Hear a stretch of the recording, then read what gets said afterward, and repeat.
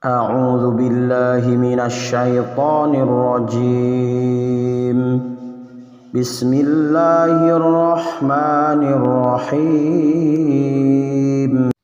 Assalamualaikum warahmatullahi wabarakatuh. Alhamdulillahi rabbil alamin. Mari sahabat semuanya, kita bersyukur kepada Allah Subhanahu wa taala atas segala nikmat-nikmat yang Allah berikan kepada kita dan keluarga kita. Sholawat teriring salam semoga selalu tercurah limpahkan kepada junjungan kita, Nabi kita, Rasul kita Muhammad sallallahu alaihi wasallam. Dan jangan lupa hari ini untuk kita membaca sholawat kepadanya. Allahumma sholli ala Sayyidina Muhammad wa ala alihi wa sahbihi wa sallim. Sahabatku semuanya, saya doakan semoga sahabat selalu diberikan keberkahan dan kesehatan jasmani dan rohani, dilancarkan segala usaha dan rezekinya, dan apapun yang diinginkan dan dicita-citakan semoga segera Allah mengabulkannya. Sahabat channel Belajar Islam Bersama yang dimuliakan oleh Allah Subhanahu wa taala. Pada video kali ini mari kita bersama-sama membahas yaitu salat yang dibenci oleh Allah dan Rasulnya. Salat seperti apakah sahabat semuanya? Saksikan video ini sampai selesai. Sahabat, hati-hati dalam mengerjakan sholat. Ternyata sholat seperti ini dibenci oleh Allah dan Rasulullah Shallallahu Alaihi Wasallam. Kebiasaan sholat yang salah seperti ini harus segera dihilangkan, segera dirubah menjadi sesuai rukun agar tidak dibenci oleh Allah dan Rasulullah Shallallahu Alaihi Wasallam. Allah dan Rasulullah sudah mengingatkan melalui dalil dan hadis untuk tidak mengerjakan sholat seperti ini. Dalam 5 rukun Islam, sholat adalah rukun pertama yang wajib dikerjakan meskipun berada pada kondisi yang tidak memungkinkan. Sholat adalah hal yang wajib dikerjakan meskipun tidak bisa berdiri, maka dibolehkan untuk duduk. Jika tidak bisa duduk, maka dibolehkan untuk berbaring, bahkan bisa dikerjakan dengan hati.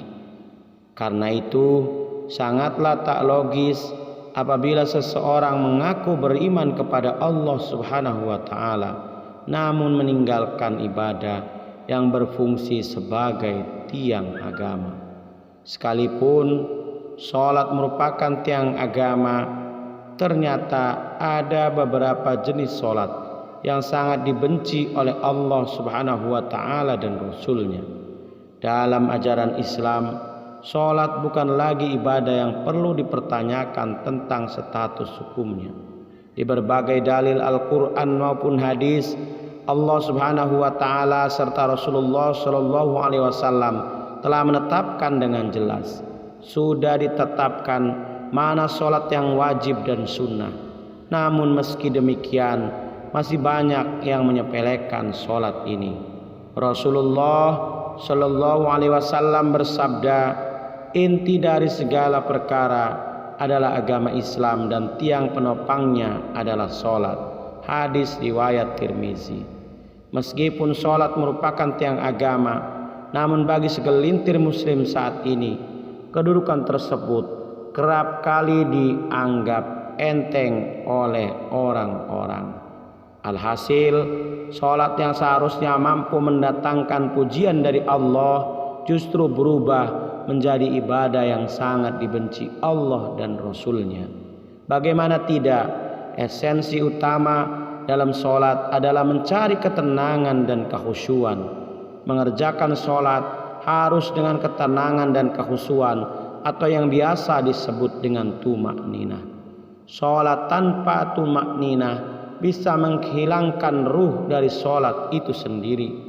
Parahnya, sholat yang seperti cacing kepanasan atau terburu-buru tanpa menyertai tumakninah sering terjadi di sekitar kita.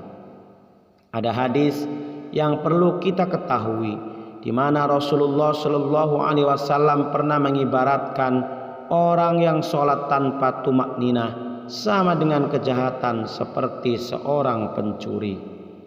Rasulullah bersabda, sejahat-jahat pencuri adalah orang yang mencuri dari sholatnya.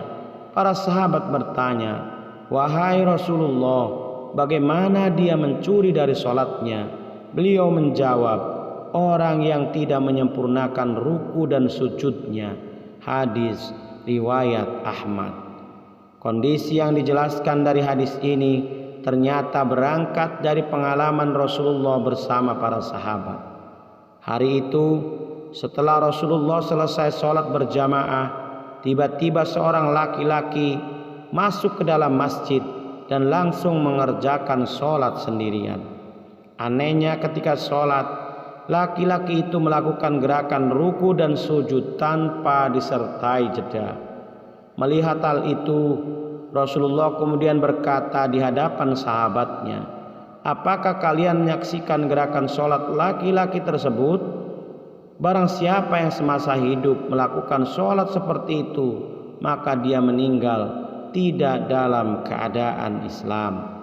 Tak berhenti sampai di situ, di hadapan para sahabatnya, Rasul juga mengatakan model ibadah seperti itu ibarat seperti burung gagak yang sedang mematuk darah, atau seperti orang lapar yang hanya makan sebutir atau 2 butir biji kurma tanpa pernah merasakan kekenyangan.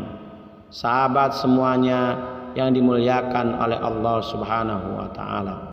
Dalam buku Agar Sholatmu Makin Khusyuk karya Syekh Muhammad Shaleh Al-Munajjid dijelaskan, salah satu dosa orang yang mengerjakan sholat adalah tidak memperhatikan rukun sholat, yaitu tumakninah.